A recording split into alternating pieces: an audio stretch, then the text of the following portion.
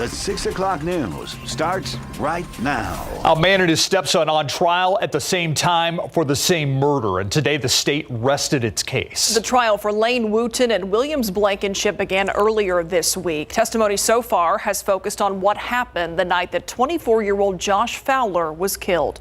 The lead detective on this case taking the stand today to tell jurors what his investigation revealed. Fowler and another friend had apparently had a run-in with Wooten earlier in the day on December 8th, 2020. Later, while Fowler and his friend were at another friend's house, Wooten showed up with his mother and stepfather. That's Williams Blankenship. Fowler got into a fight with Wooten, and at some point he was shot, but by who is the question, and how many shots were fired also an important part of this trial, since the defendants arrived with more than one weapon. There were no casings found at the actual murder site, were there? No. We know there was for sure one because the victim was shot, but there were no casings that were found, so there could have been one or there could have been two shots that night. Correct. Closing arguments and jury deliberation expected on Monday. Now, Jennifer Blankenship, Wooten's mother, is also facing charges in this case, but her trial is scheduled for a later date. Tonight, San Antonio police trying to learn more about an early morning deadly shooting. It happened about 4:30 this morning in the area of East Fredericksburg Road and La Harpe Street. That's on the northwest side. When officers found the body, they say that victim was laying in a pool of his own blood. They soon after found a bullet hole in the back of his head. The victim, a man in his 50s or 60s. There are no suspects at this time. A Bexar County judge caught at the airport with a loaded handgun has now paid a fine for that. Judge Rosie Speedland Gonzalez paid a nearly $2,500 fine today. That's weeks after the TSA found that loaded gun in her carry-on luggage at San Antonio International Airport. The TSA proposed fining her close to $5,000, but accepted the lower payment since it was made before the due date. Speedland Gonzalez was trying to catch a flight to Miami when the gun was found September 19th. She called the incident an oversight. As of earlier this week, the district attorney's office says it had not forwarded the case for possible prosecution. A family in Selma on a mission to find out who supplied their 17-year-old daughter with a fentanyl-laced pill that ended up killing her. This week, the medical examiner's toxicology report confirmed Danica Caprosi accidentally overdosed on fentanyl in late July of this year. In 2020, fentanyl, often mixed with other common street drugs, was present in 83% of opioid-related overdoses. And according to Rise Recovery CEO Avita Maureen, most often those using drugs are not looking for fentanyl. They're not looking to die. And fentanyl is a hidden drug in these other drugs that they're taking, and they're dying prematurely because they did not know.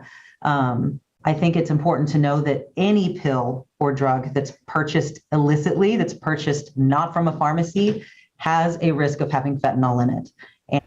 The Caprosi family will meet with State Representative John Lujan tomorrow. They plan to speak with Congressman Tony Gonzalez as well to push for stricter penalties for fentanyl distribution.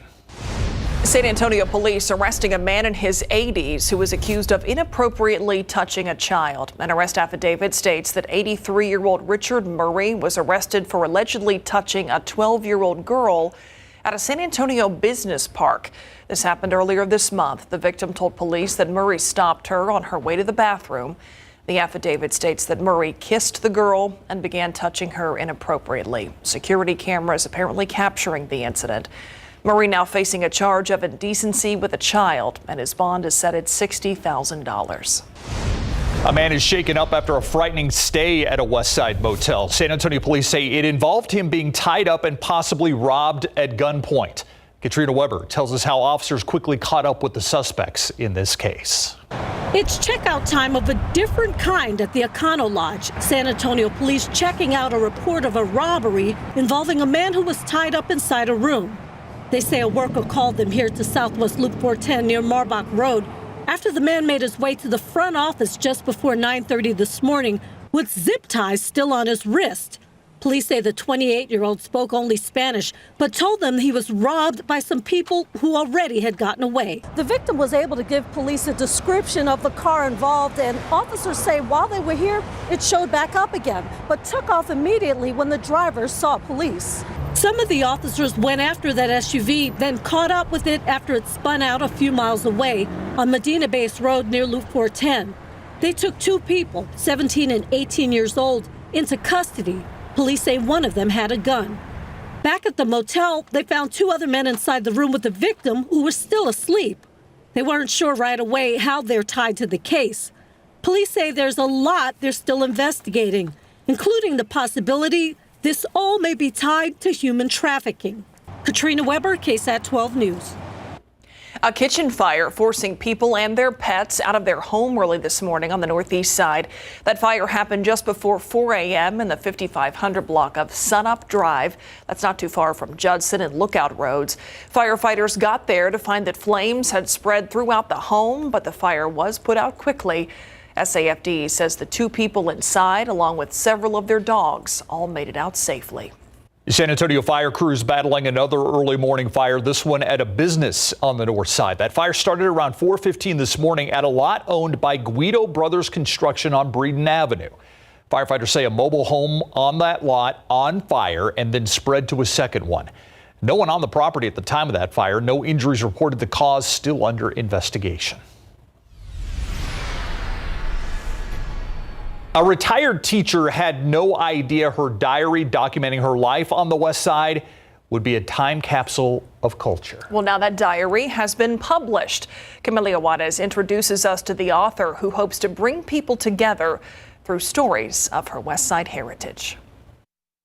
I grew up in a part of town that was vilified, isolated, forgotten, and called off limits. Teresa Villarreal Rodriguez is a retired teacher who spent the last 35 years capturing what she saw growing up on the west side. It started as a diary until a San Antonio publisher felt other people in the city could relate to her vision. I wanted to capture that vibrancy of the west side, the loudness, the color. The book of short stories, Home, Where Memories Wait to Be Remembered, was published last month. In the pages are traditions like tamalada, or making tamales as a family before Christmas. We've had a wonderful time together, gossiping con los chismes. At the beginning of the year, her family would have a house limpia. She would clean every trace of dirt as well as any bad energy. With the sage that was lit, and with holy water and with prayers. And we would go throughout the house doing that same ritual.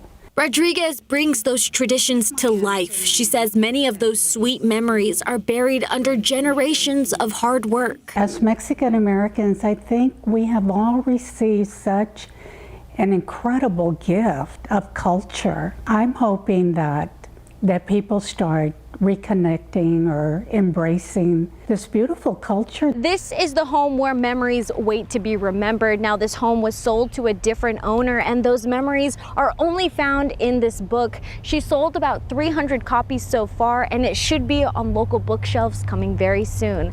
Camelia Juarez, KSAT 12 News. Let's take a look at traffic out there. Friday, 6 o'clock commute, 410 at Ingram Road. You can see there are plenty of cars out there on the roads, but really no big traffic backups. Look like people are heading to and from just fine this evening, but that may not be the case this weekend. Traffic work crews will be out over the weekend in several areas around the city. Stephen Cavazos pinpoints where you could possibly run into a delay out there. The work around the Alamo City will continue throughout the month of October, and in and around the Alamo City, make sure you plan to commute ahead of time. Loop 410 here on the west side of San Antonio. We continue to see asphalt work take place next week. That will begin on Monday, October 17th. Should take us through the end of October 31st. It will be overnight, so make sure you drive carefully, 8 in the evening to 5 in the morning. Alternating lane closures on the frontage roads. That'll be in both directions from Bandera Road to Marbach Road. Let's take a jump outside of Bexar County and head over to State Highway 46 in Comal County. Barrier installation has been ongoing since Monday, October 10th, and will continue until Friday, October 21st. This is overnight, so you may have already seen this. 9 in the evening to 5 in the morning. Alternating lane closures in both directions from Bentwood Drive to Far Hills Drive. One last look. Yep, I-10 in Kendall County, pavement work is current until Friday, October 28th, 9 in the evening to 5 in the morning. Single main lane closures in both directions from US 87 to FM 473 is what you can expect to see out there. Grab those phones right now if you can and scan that QR code and tap the center of your screen. That will take you directly to our KSAT traffic page. It has a full list of all the closures that will continue throughout the month of October. Drive safe. Let's take a look outside with live cam. We are heading into the weekend and getting closer to that fall feeling, Adam. Yeah, finally, it's going to be here. We just have to make it through the weekend, and then a strong cold front paves the way for some jacket weather as we get into parts of next week. All right, taking a look at the radar over the past couple of hours, we had a little bit of activity out there, mainly closer to the Gulf Coast, as is usual, along the coastal plain. And then even right now, what we have left over is far to the south of us, closer to Tilden, where we have a little bit of activity there near Choke Canyon Reservoir. Otherwise, high and dry. 88 right now. By 8 o'clock, it'll be 82 degrees, 10 o'clock, 77, and a southeasterly breeze at about 5 to 15 miles per hour. So pretty quiet for the Friday night football. Warm and humid this weekend. Jacket weather, it's on the way. I'll tell you how cool it's going to get and when in just a bit, and tell you more about when the rain's going to arrive and how much we could see. See you in a bit.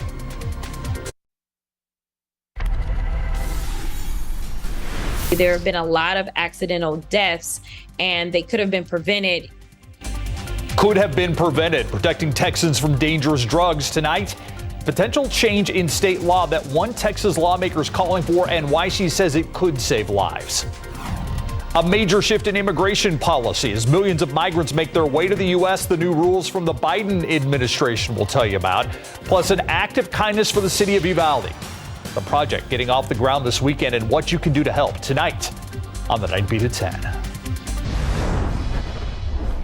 Tom Brady, one example of an aging athlete who is still loving what he can do on the field. But for most of us, injuries and chronic pain may keep us from doing what we love. Yeah, for the rest of us mere mortals. Yeah. Ursula Perry reports that instead of surgery to repair or replace aching tendons, there's a new device that's designed to treat the injury gently.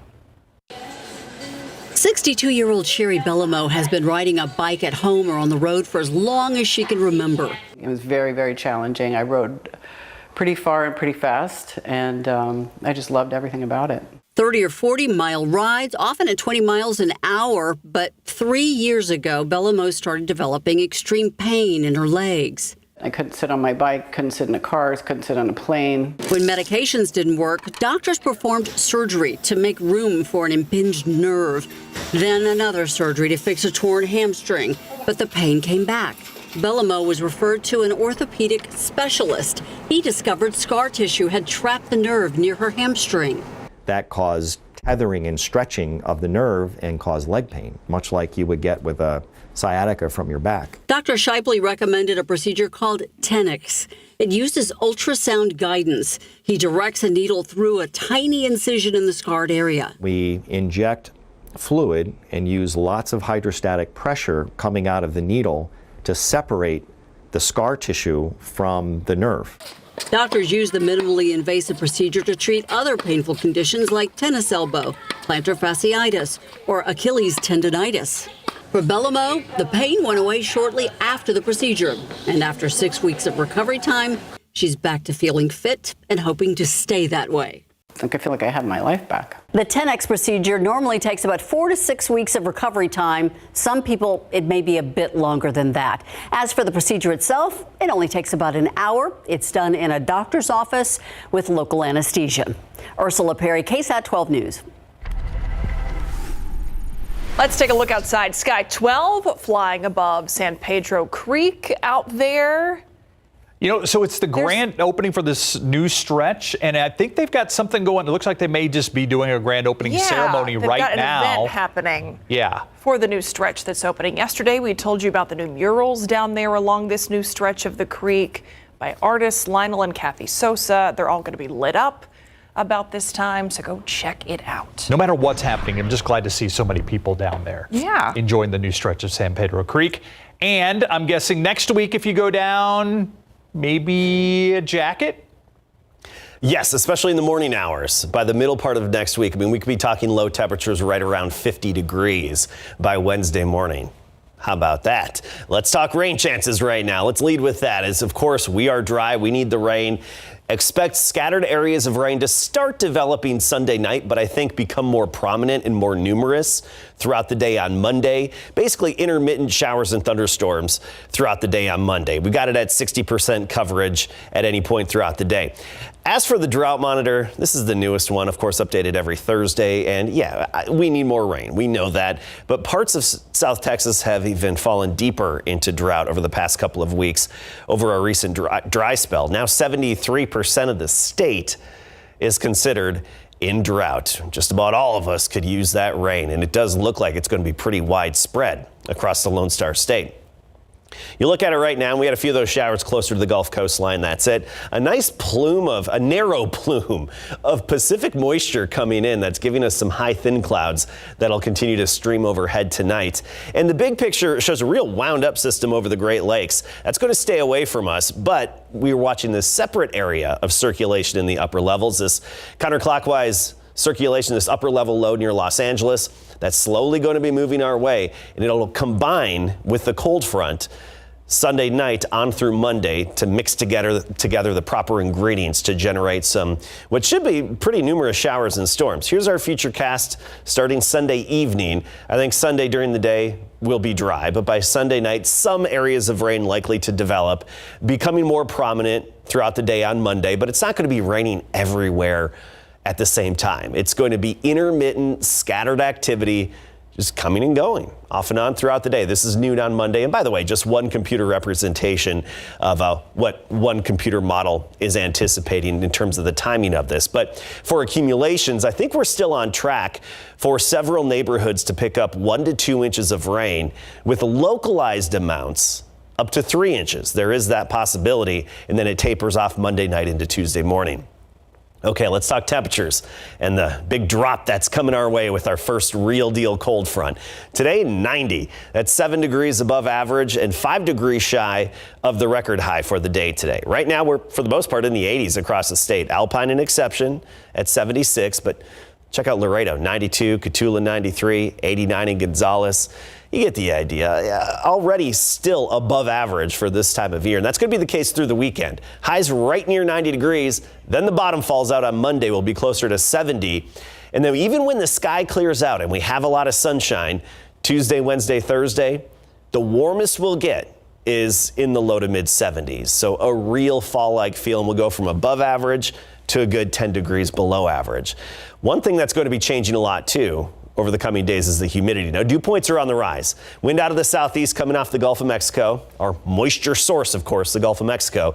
It'll be beefing up the dew points overnight, and you'll really notice the stickiness this weekend and even into Monday. But remember, that's a good thing because it takes that moisture, that mugginess, to help generate good rain. And I think we're going to have some good rain. I like to say that. Good news on this Friday. All right, but dew points will fall off for the middle part of next week. By Tuesday, humidity is swept away. 70 degrees in the morning, low gray clouds, but no rain from them in the morning. And then afternoon sunshine right near 90 for the high temperature. We do it all again on Sunday, basically a carbon copy. It's Sunday night and especially often on Monday when it's going to be damp, a little gusty with the cooler temperatures coming. And look at that, Wednesday morning right near 50 degrees. Wow. Thank you, Adam. All right, let's head on our KSAT road trip. Let's go to Bandera right now. It's cowboy country. That's where our Larry Ramirez is standing by. Larry. Hey guys, you know what? I have to say something before I get to the football part of this. I'm standing downwind from the grill. All I'm smelling is hamburgers, hot dogs, and the guy who's grilling went to school with Greg Simmons. So Greg, call this guy, give me the hookup. Now I'm starving. Probably all the players on the field are starving as well. All right, so we are here for football. Of course, Bandera taking on Pearsall tonight in a key District 14-4A2 matchup. This is a big game. And in college ball, UIW quarterback Lindsey Scott Jr. is getting ready to face his old school and his brother who plays defense for that team. Coming up.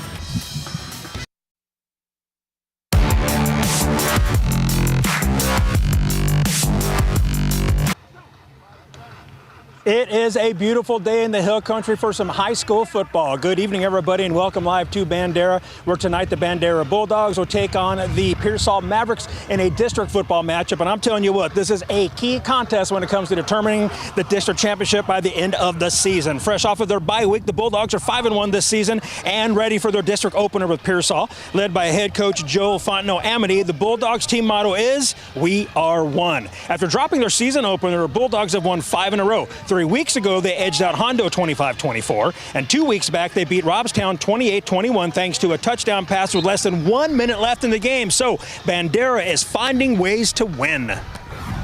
We talk about finishing and winning the fourth quarter, and that's real important. We get the fours up like a lot of people in the state of Texas do, but we preach that in all season. We preach finishing every single day, and so for us, it's kind of a mindset of if we're in the fourth quarter with a chance to win, man, we're gonna do it because we're prepared to do so. We just been putting in the work, you know.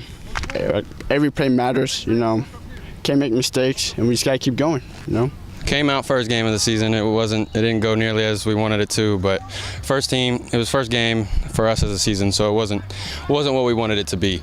But so far in these past 5 games, I mean, we fought for every single yard we've gotten so far during the season. I mean, we've been doing pretty good. Bandera is ready to host the 6-1 Pearsall Mavericks in some District 14 4A2 football. The Mavs won their district opener last week while the Bulldogs were enjoying their bye. Now it's time for the district rivals to square off.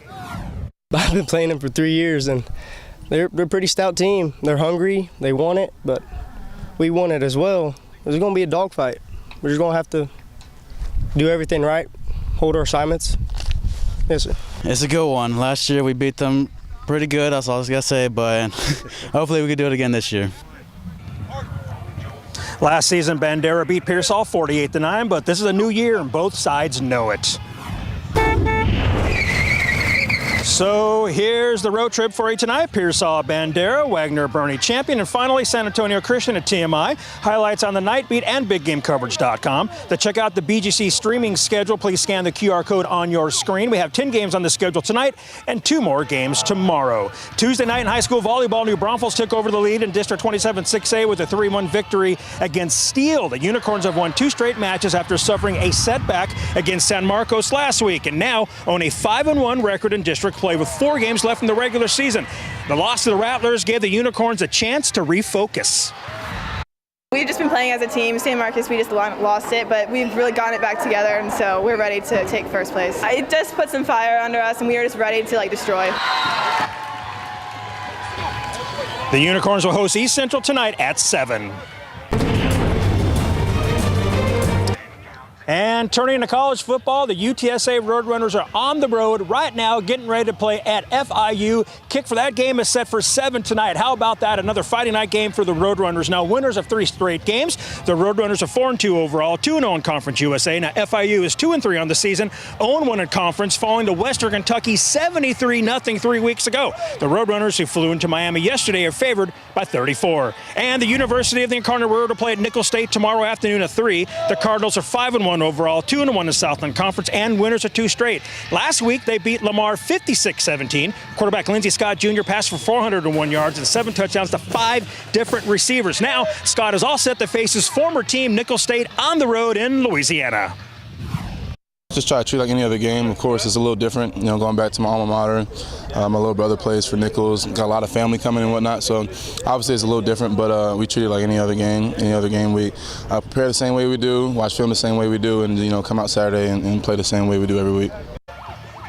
His brother Logan is a DB for Nicholls, and that's all from Bandera. Guys, will you check to see if Greg Simmons called his buddy up here to hook me up? Yeah, Greg's in Alamo Heights. I'll see if I can get a hold of him and, see if he can hook you up. Yeah, get Larry a burger. Yeah, get Larry a burger. Please, he needs one. We'll be right back.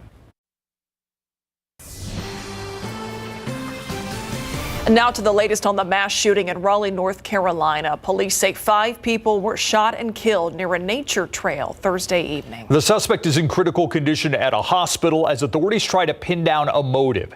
ABC's Rena Roy with the latest. 5 innocent lives taken in an instant in the latest mass shooting to rock America. We're sad, we're angry, and we want to know the answers to all the questions.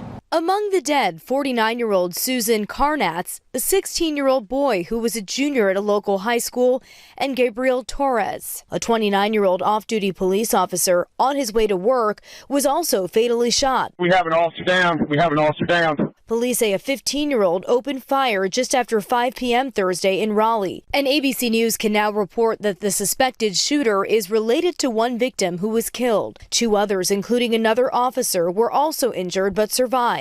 No neighborhood, no parent, no child, no grandparent.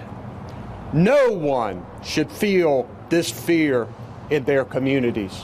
We cannot and we will not turn away from what has happened here. The violence first began on the streets, then moved to a popular walking trail. The shootings occurred in the streets, in the neighborhood, and then the suspect fled towards the Greenway.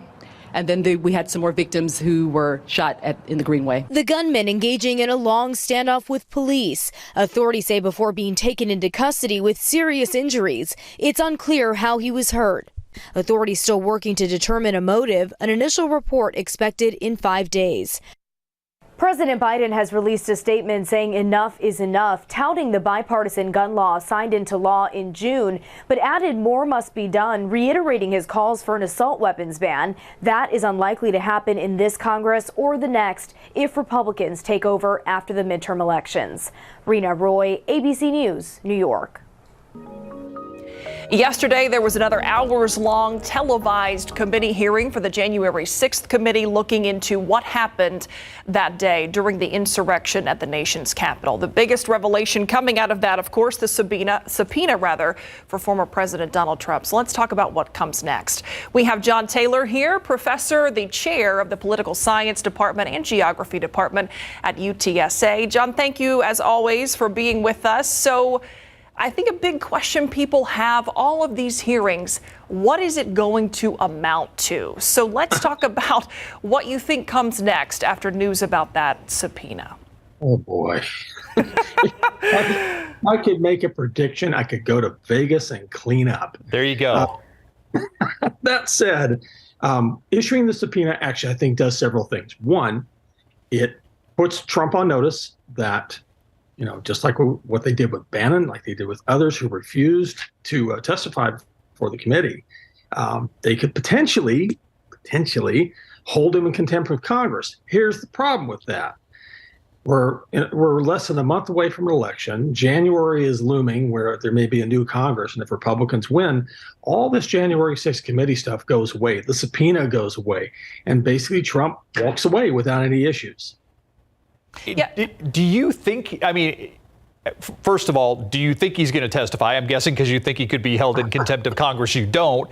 Second of all, is it kind of late in the process for them to do this, though? Couldn't they have done this much earlier? I think they should have done it much earlier. That's the thing is, it was a nice season 1 wrap up, leaving us with a cliffhanger for season 2 if it ever comes.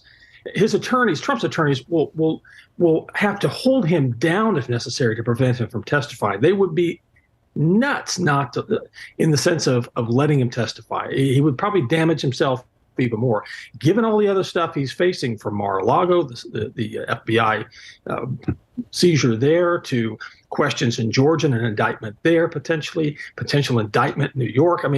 He's facing a lot of trouble. You don't want to borrow more trouble by basically going before the committee and saying, almost like an old Sideshow Bob episode with The Simpsons, who said, "Of course I did it." You're not going to get that from Trump, but at the same time, he's the kind of guy who'll basically say, "Yeah, and." Well, I'm glad that you brought up the elections, because I think that is a looming change, right? So if we get a wave of Republicans elected, is it that simple that all of this just goes away? That's it? Honestly, I think it does go away. Here's the thing. Democrats are making the argument that this election is about democracy. It's about January 6th. If you wish for democracy to continue, again, using Democrats' talking points, vote for us and maintain a Democratic House so we can continue this investigation. If we're talking about Republicans, it's a case of, look, too much has been going on already. There are other investigations, other things going on. you've tried to go after Trump for over a year and you failed.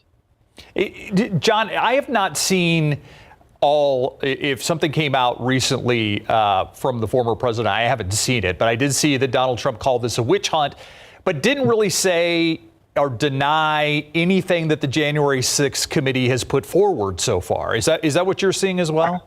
I would say it's exactly it. I mean, again, it's a case of he issued a 14-page kind of memoranda, some would say screed, in which he just goes on and on and on talking about the committee and talking about the unfairness of it and all this. And so, it's the idea of, are you making a confession essentially by reading through the text, reading through the implied aspects of the text? Maybe. But again, this guy has been able to be successful in fighting lawsuits and litigation for decades.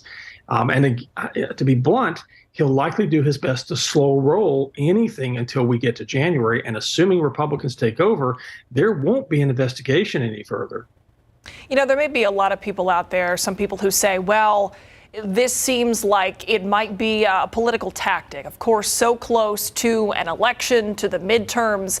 If nothing weighty comes out of this, is it that? Is it an effort to put all of this right in front of voters' faces in a televised way?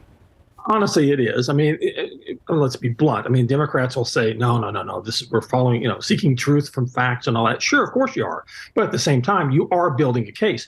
If you watched particularly the attorneys on the committee yesterday, they were literally doing a prosecutor's wrap up and summation of the points of why this person is guilty. Is there any indication that this is hurting Donald Trump at all with his base? Not from what I can tell. He continues to do massive fundraising. He gives every indication that he's going to run for president in 2024. He's got a variety of Republicans lined up for him at the state and local level, at congressional level. He's doing rallies, literally weekly. It's not hurting him, at least with Republicans. John Taylor with UTSA, political science, geography professor, and I always appreciate your insights, sir, especially when it has something to do with Sideshow Bob and The Simpsons. When you pull that reference out, that is a classic. The same thing. Yeah, the way we managed to work that in with a congressional hearing. Yeah, perfect. You're not going to get that just anywhere. Thank you, John. I'll do Abbott Elementary next time. There we go. I appreciate it. It's an ABC show, so I appreciate that. Yeah, we're all for it. Thanks, John. We'll be right back.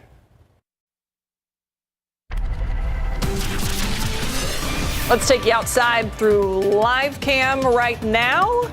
This is a pretty view. We got some nice big puffy clouds. We're just waiting for them to prove useful. Yes, exactly. And for October to act like it. That's right. Well, it's going to feel more October-like and fall-like once we get into next week. You just need a little bit of patience.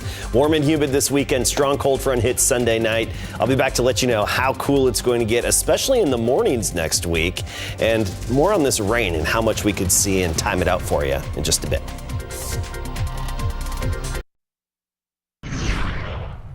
All right, we are headed toward the weekend, just a few minutes away. Oh, that's right. It's Friday. Oh, did you forget it's the day after Thermometer Thursday? Did you notice the slight thing Myra put in there? It's almost the weekend for some of us, like one out of the three of us in particular. Yeah, it's me. Yes, that's the one. Yeah. We figured that out. Yeah. Well, we've been looking for the cooler weather, October to act like fall. Take a look at what we're expecting. Look at our forecast here in terms of morning low temperatures, which we usually hit our morning low around 7 a.m. So we're talking about bus stop time. This weekend, right near 70 in the mornings. By Monday, we're at 66. Notice Tuesday, we're dipping into the 50s, and I really think it's going to be jacket weather. By the middle part of next week, Wednesday morning, right around 50 degrees for the morning low temperature. This cooler air off to the north is going to be plunging southward, and it's going to move into our area. Of course, it modifies a bit as it heads southward, but it's going to cause some big changes. Minneapolis right now at 42, International Falls at 40 degrees. That's the core of the cold air. It's circulating up north, and then it's going to be driving southward, and it's, of course, going to have an impact on our temperatures, especially in those mornings when you'll want the jacket by the middle of next week. Now, though, it's shorts and short sleeves, of course. 90 in Hondo, Kerrville 84, 89 New Braunfels, 88 here in San Antonio, 85 in Helotes and Converse now at 89. Tomorrow morning, we're expecting temperatures right around 70 degrees, from 71 on the south side around Stinson to 68 in Bernie and 69 Seguin and New Braunfels. By the afternoon, right around 90 degrees, so some upper 80s in the hill country. Kerrville, for example, 89, but as warm as 93 in Seguin, Poteet, and even Devine, topping out at 93. So near 90 and in the low 90s this weekend. Then Monday, an afternoon temperature right near 70. And then with sunshine, we're looking at highs only in the low to mid 70s by Tuesday of next week. So that's very fall-like in the pumpkin spice weather, as some people like to call it. It's on the way. Here's a look at our satellite and radar. We had a few showers again closer to the Gulf Coast earlier today, and one lingering down near Tilden right now. That's going to be pretty short-lived and come to an end. And I want to point out a little bit of blue on the map here, Minnesota, Wisconsin. Another round of light snow, which is even early by their standards. So that's some unseasonably cool air that's plunging southward. One piece of our rain-making weather is going to be this upper-level low that's right near Los Angeles right now, Southern California. That's going to be headed eastward. It's going to combine with that cold front. So the cold front at the ground to help generate lift, and then this upper level low up above us to help generate lift to get the showers and storms going. That's why we have pretty high confidence in areas of rain covering a good 60% of south and central Texas at any given time throughout Monday, even late Sunday night. Here's our future cast. And of course, this is going to be changing. Don't pay too close attention to the exact placement of the showers and when. Just the overall coverage. Notice Monday, 6 a.m., showers becoming more numerous by the noon hour and even into the afternoon. Some pockets of heavy rain. Intermittent areas of scattered rain throughout the day on Monday. I think that's just the bottom line there. With a good 1 to 2 inches likely in several neighborhoods. Localized amounts could get up to 3 inches. So this could be pretty good soaker for some folks. Cross your fingers for your neighborhood, because as usual with these situations, big time changes from one area to another in terms of totals. Of course, we'll be fine-tuning the details and keeping you updated throughout the weekend. Sunday afternoon, a 20% chance. By Monday, we're up to 60%, and then the rain really tapers off, we think, by early Tuesday morning. This weekend, just warm and humid.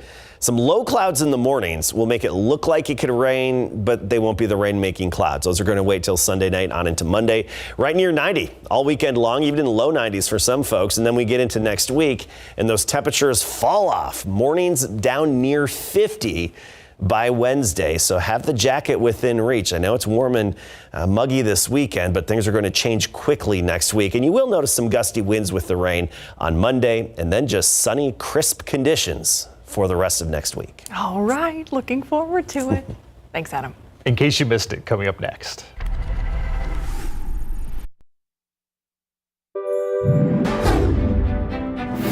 It's Friday, October 14th. The San Antonio police are trying to figure out what led to a man running for help at a West Side motel. About 9:30 this morning, the man ran up to staff with his hand zip-tied.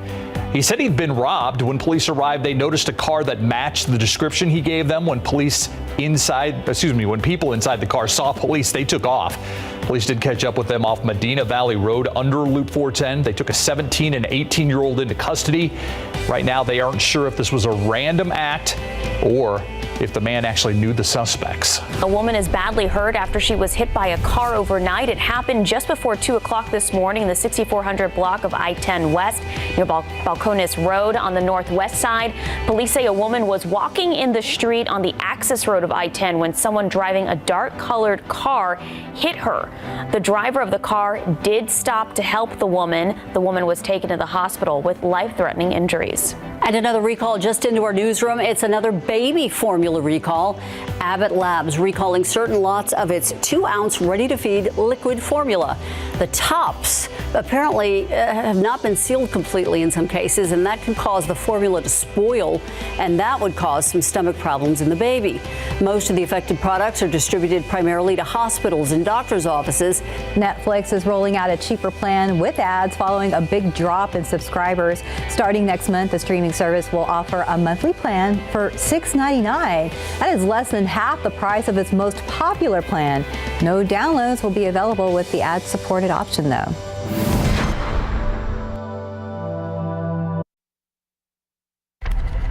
The adult humor fill-in-the-blank party game Cards Against Humanity out with a cringe-worthy new promotional product, clam-flavored mayonnaise.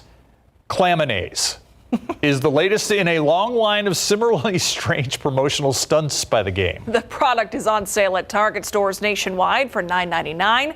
Cards Against Humanity says every jar comes with 30 all-new game cards. There's also a mystery prize buried in the mayonnaise. Ugh. Fans can win actual pearls, apparently, clam-themed vacations, and even a car. Would you like some claminaise on your turkey sandwich? No, that's a hard no. Of course you wouldn't. Hard pass. I want to know what the little toy is. Is it like the Cracker Jacks, you know, like you get a little something? Something tells me Cards Against Humanity is not going to give you a Cracker Jack prize. Something tells me that. Yes, I think you're right. Okay, let's change subject. Fall like next week with good rain hitting us. Looks like off and on throughout the day on Monday. Something to look forward to. You bet. Thank you, Adam, and thank you for watching the news at 6. See you on the night beat. That was Claudia Yanni, by the way.